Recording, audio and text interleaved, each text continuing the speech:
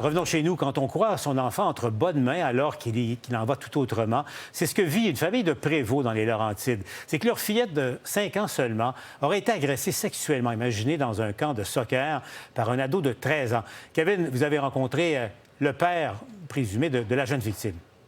Un père des Laurentides croyait sa fillette de 5 ans en sécurité dans un camp de jour organisé par le club de soccer FC Boréal dans les Laurentides. Aujourd'hui, il est bouleversé. Il ne comprend pas comment sa fille de 5 ans aurait pu se retrouver seule avec un adolescent de 13 ans sans supervision. Il en tient le club responsable et envisage des recours. Ça a été un gros sentiment de peine, d'échec, comment j'ai pu laisser ma fille vivre ça. J'aurais dû être là. C'est avec la voix empreinte d'émotion que ce père de famille se confie sur la présumée agression sexuelle qu'aurait subie sa fillette de 5 ans.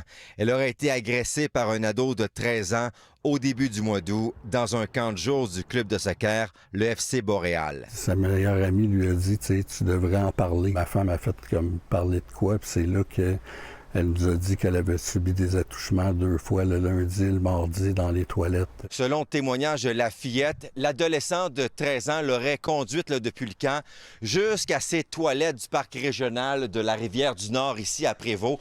Une fois à l'intérieur, il l'aurait entraîné dans une des cabines, verrouillé la porte, et c'est là que l'agression présumée se serait produite à l'abri des regards. Elle l'a frappé, elle a essayé de le repousser, mais elle était pas assez forte. Ce qu'elle m'a dit, c'est papa, j'ai essayé de le repousser, mais j'étais pas assez forte. Je voulais pas, papa, ça faisait mal, j'aimais pas ça. T'sais. Le lendemain, il a recommencé encore.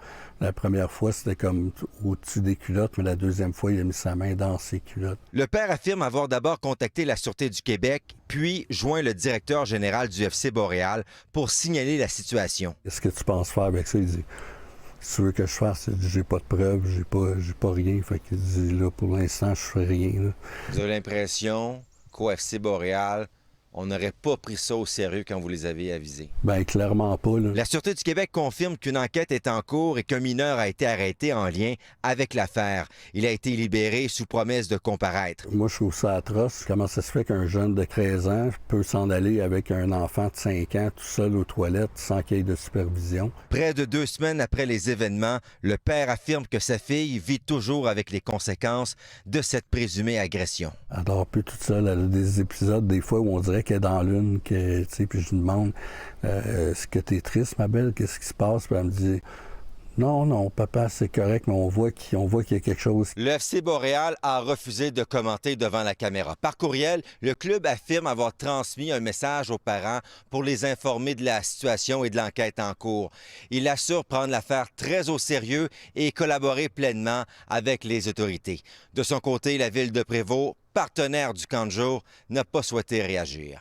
Kevin Crank-Desmarais, TVA Nouvelles, Prévost.